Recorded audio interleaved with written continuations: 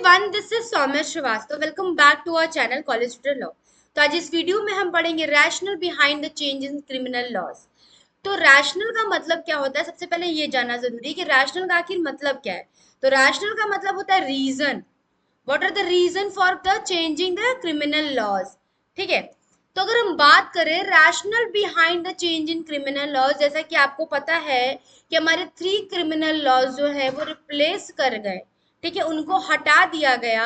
और अब इफेक्टिव कौन है, हमारे 3 new criminal laws introduce in our India. ठीक है। तो जैसे कि हम पढ़ रहे हैं भारतीय न्याय संहिता 2023 के बारे में। तो जैसा कि मैंने पिछली वीडियो में बताया था कि कैसे भारतीय न्याय संहिता को हटाया और किसने हटाया और क्या क्या रीजंस थे जिसके वजह से हम लोगों ने हटाए।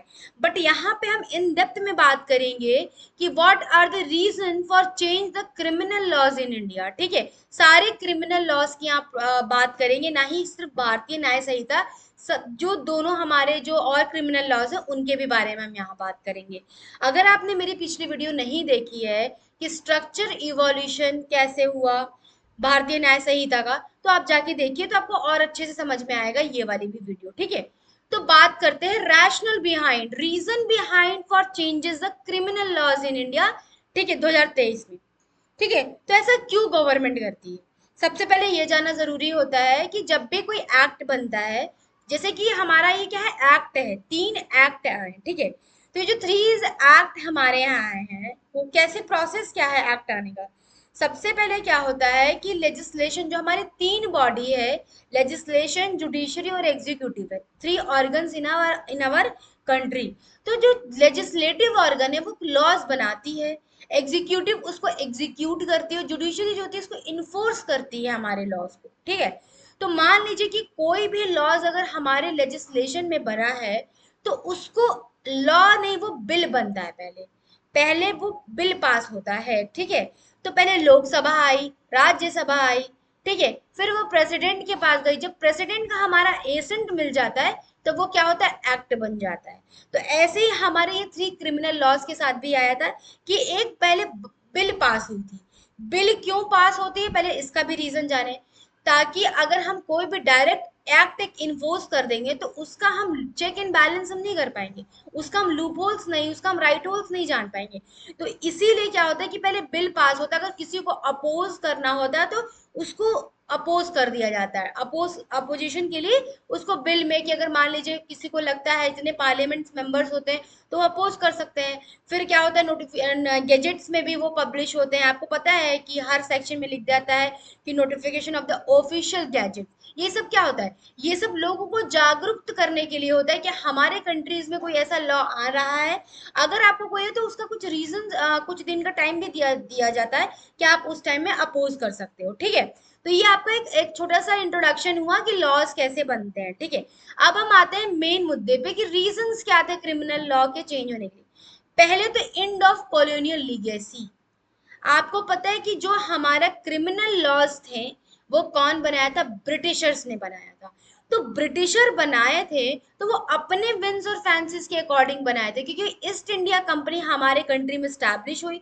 उनको हमारे जो लोग थे हमारे ही कंट्री में स्लेव थे, उस कंट्री का मालिक कौन था, ब्रिटिशर थे। तो वो अपने विंस और फैंसीज के अकॉर्डिंग उस लॉ को बनाए थे, ताकि कोई भी अगर इंडियन जो पर्सन है वो गलती करे, गद्दारी करे, तो उनको हम सजा दें। तो हमारे क्रिमिनल लॉज की सबसे बड़ी लूपहोल क्या थी ना, कि वो विक्टिम सेंटर्ड नहीं था, बल्कि वो क्या था, वो पनिशमेंट सेंटर था। हार्श से हार्श पनिशमेंट थी हमारे लॉज में। क्यों ऐसा था, क्योंकि 80-70 में समझिए कि हमारे जितने भी लॉज बने हैं वो ब्रिटिशर्स ने बनाए, जब हमारा देश आजाद भी नहीं हुआ था। ठीक है। तो उस टाइम पे जो चीज बनी हुई है वो ब्रिटिशर्स बनाया, तो वो उनके इन्फ्लुएंस से बना होगा, ब्रिटिशर इन्फ्लुएंस होगा, ना कि इंडियन इन्फ्लुएंस तो होगा। तो इसका रीजन था एंड ऑफ कॉलोनियल लीगेसी, हम उसको पूरा खत्म करने। कोई भी कंट्रीज में अगर लॉज है तो हम इंडिपेंडेंट हो चुके हैं आज के जमाने में, हम इंडिपेंडेंट, हमारा एक स्टेटस है हमारी कंट्री का। तो why we are following the others rules, जैसे अदर लॉ को हम क्यों फॉलो करें। ये रीजन था, पहला reason, end of colonial legacy. The old criminal laws made by the British rule to India not to serve justice. वो justice के पर्पज से नहीं, मतलब एक होता है ना, एक सेंस आप यहाँ समझिए, एक यहाँ पे इमोशंस की बात समझिए। यहाँ पे कोई भी क्लियर कट मतलब जैकेट नहीं है, एक स्मॉल, एक होता है ना कि हमारे पास स्ट्रेट जैकेट नहीं है, स्ट्रेट स्ट्रेट फॉर्मूला जैकेट नहीं कि हम एक बता दें कि नहीं नहीं ये रीजन था। We should connect in the form of emotion. How see, जब हमारे ब्रिटिशर्स जो हमारे लॉज बनाए थे, वो इसलिए बनाए थे कि हम अपने, हम जो है ना, हम इंडियन को पनिश कर पाए। उनका जस्टिस मोटो नहीं था, समझ में आ रहा है? इसीलिए हटाया गया। इमोशंस इसको कनेक्ट कीजिए। फिर they were outdated and forward punishment driven state centric approach. Outdated बहुत सारी चीजें हो गई थी, तो इस ये भी रीजन था, ठीक है। New laws are meant to reflect India democratic values, constitution and culture. See, ये जो पॉइंट है बहुत इंपॉर्टेंट है। कानून हमारे देश में ऐसा होना चाहिए जो हर आम इंसान को समझ में आए।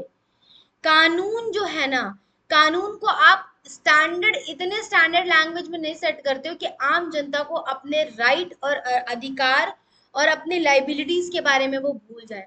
हमारी ये प्रयास रहती है कि आम जनता एक लॉ मैन और एक कॉमन मैन जो होता है उसको डिफरेंशिएट करे, उसको समझ पाए कि हमारे देश का कानून क्या कहता है। हमारा एक, जब भी आप समझिए, बहुत अच्छी बात है कि जब भी लॉज पास होते हैं ना, तो जो पार्लियामेंट मेंबर होते हैं ना, वो अपने अकॉर्डिंग नहीं बनाते, वो बल्कि अपना अपना छोड़ के हम कॉमन मैन के लिए ड्राफ्ट करते हैं। क्योंकि जो एक पार्लियामेंट मेंबर है, they know about the rules and regulation and law and order, but what about the common man? Common man have to also understand what the laws are and what the rights are and what the liabilities are, ठीक है। तो उसको देख के तो आप ये समझिए, जो ब्रिटिशर थे, दे यूजेस मोस्टली इंग्लिश लैंग्वेज, और इंग्लिश लैंग्वेज भी नहीं, इंग्लिश लैंग्वेज तो हम भी यूज करते, but standard form of language, ठीक है। तो हमारे कल्चर को नहीं प्रमोट करते। आप समझिए, भारतीय न्याय संहिता, ये they reflect our culture, Indians values are to be seen. तो how we are connected to this, these are connected with the cultures, values, and but britisher, they are using the high standard of language like english language. Most of the time they use like some sentences like very tough. The common people, they don't have understand this language, ठीक है। तो इसके वजह से भी हमको change करने की जरूरत पड़ी, ठीक है। बहुत चीजें जैसे डेमोक्रेटिक वैल्यूज दे नहीं रिफ्लेक्ट होते थे, ठीक है, तो ये रीजन था। उसके बाद हम आते हैं need for the people centric law. Entire law focus the more on punishing the accuse and protecting the rights of the victim. हमारे देश का कानून ऐसा था कि ज्यादा से ज्यादा पनिशमेंट दो, विक्टिम पे बात ही नहीं करना है, विक्टिम पे बात ही फोकस ही नहीं। अरे विक्टिम पीड़ित है, उस पे फोकस करो कि उसको कैसे हम रिहेबिलिट करें, उसको कैसे हम कंपनसेट करें। तो विक्टिम विक्टिम सेंट्रिक नहीं था। ये बहुत बड़ा लूपहोल था हमारे लॉज में। तो इसके वजह से भी चेंज, हार्श से हार्श पनिशमेंट देखिए क्या करोगे, जो इंसान गलती किया तो उसको तो पनिशमेंट मिलेगी, हार्श से हार्श दो, लेकिन जिसने खोया है उसके बारे में भी तो सोचना पड़ेगा, ठीक है। ये रीजन है। फिर new laws are more important to victim right, case update, जैसे कि अब देखिए मॉब लिंचिंग जैसे हमारे इंडिया में कोई क्राइम नहीं था, बट इंट्रोड्यूस किया गया क्रिमिनल लॉज के अंदर, ठीक है। उसके बाद emphasis on fairness and access to justice all. क्यों किया जस्टिस को, जिसको क्रिमिनल जस्टिस सिस्टम है ना, क्यों क्रिमिनल जस्टिस सिस्टम है? क्योंकि इसीलिए फोकस है कि हम किसी को न्याय दिला सके, ठीक है। उसके बाद आता है speedy justice and reduce delay. आपको पता है जुडिशरी इज वेरी ओवरबर्डन। अगर हम उसका कोई सॉल्यूशन नहीं निकालेंगे तो पेंडिंग केसेस पे पेंडिंग केसेस हमारे चल जाएंगे, और डिले, जस्टिस जो होगा ना डिले हो जाएगा। सुना होगा एक मैगजीन, जस्टिस डिले वाला, तो उससे आप रिलेट कर लीजिएगा, यहाँ पे आप लिख दीजिएगा, ठीक है। Justice delay just like justice deny. आप जस्टिस को डिले कर रहे हो, डिनाई के बराबर है वो कि आप न्याय नहीं दिलाना चाहते हो। तो इस मैगजीम्स को भी रखते हुए हुआ speedy justice and reduce delay. फिर old laws are no fix timelines for investigation.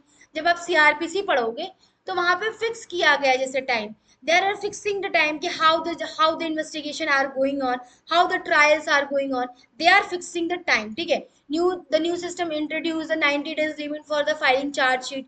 Chargesheet को आपको फाइल करने के लिए 90 डेज टाइम दिया गया, ठीक है। ठीक है, time limits for government approvals, use of technology, use of technology बहुत इंपॉर्टेंट है। जब तक हमारे हमारे कंट्री में फॉरेंसिक साइंस जैसी चीजें इंट्रोड्यूस हुई तो टेक्नोलॉजी तो बहुत इंपॉर्टेंट होने गया। तो उसको भी दिया गया उस तरह से फोकस किया गया, ठीक है। गोल क्या हुआ, reduce pendency and ensure the timely justice. Goal क्या था कि पेंडेंसी मतलब कि पेंडिंग पेंडिंग चीजें, जैसे कि सूट फाइल कर रहे हो, बहुत लेट में आपका टाइम आ रहा है, बहुत लेट में डेट आ रही है, डेट पे डेट चढ़ी जा रही है, तो सब क्या है, पेंडेंसी को कम करने के लिए किया गया। फिर है एडेप्टेशन ऑफ मॉडर्न क्राइम्स, जैसे कि साइबर क्राइम। अब देखो साइबर क्राइम कितने ज्यादा हो रहे हैं, कितने फ्रॉड्स हो रहे हैं, टेररिज्म के concept, mob lynching, organised crime. what are these are adaptation of a modern crime under the new criminal laws, ठीक है। use of technology in justice system, old criminal laws has no place of digital tools। New, अब जैसे कि आप FIR कर सकते हो, online complain कर सकते हैं, वीडियो कॉन्फ्रेंसिंग कर सकते हो, फॉर वॉट, ट्रायल्स के लिए, एविडेंस के लिए।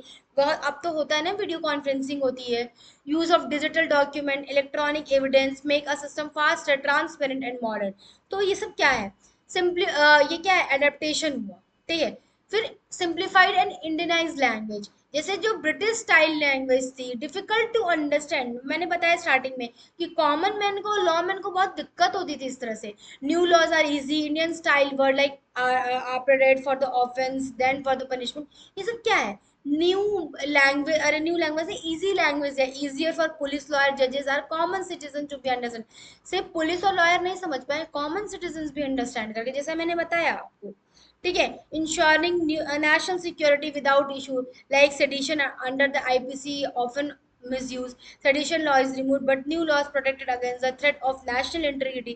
sedition को हटा दिया गया। sedition क्या होता है, देशद्रोह होता है, ठीक है।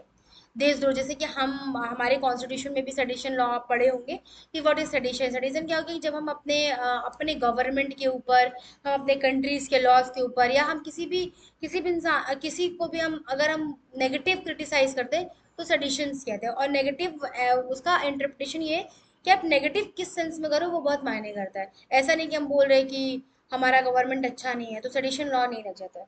हम गवर्नमेंट को बहुत बुरी तरह से क्रिटिसाइज करते हैं तो हमारा सेडिशन लॉ हो सकता है। तो सेडिशन को रिमूव कर दिया गया। अब ये हुआ कि आप नेशनल इंटीग्रिटी को हर्ट कर रहे हो, नेशनल इंटीग्रिटी, हमारे नेशनल को हर्ट कर रहे हो, तो आपका न्यू लॉज आया है जो वो लगेगा उसको, ठीक है। Balance freedom of speech and national interest, दोनों को बैलेंस कर दे। कहीं आप अगर बोल रहे हो किसी कि हमारा गवर्नमेंट अच्छा नहीं है, तो आपका sometimes what, freedom of speech भी हो सकता है। तो दोनों को बैलेंस किया गया। एक तरफ कह रहे हो कि आप नेशनल इंटरेस्ट को हर्ट कर रहे हो, और दूसरी तरफ आप कह रहे हो कि मेरा ये राइट है फ्रीडम ऑफ स्पीच। तो दोनों को बैलेंस किया गया कि कैसे ये बैलेंस होगा, और कौन सा मिडवे निकाला गया, हार्मनी स्टैब्लिश की गई कि हम किस कंडीशन में मानेंगे कि ये जो है ये सेडिशन के अंदर आएगा, ठीक है। तो ये आपका खत्म हुआ rational behind of changes of new criminal loss. अब हम मिलते हैं नेक्स्ट वीडियो में। Thank you for watching my video.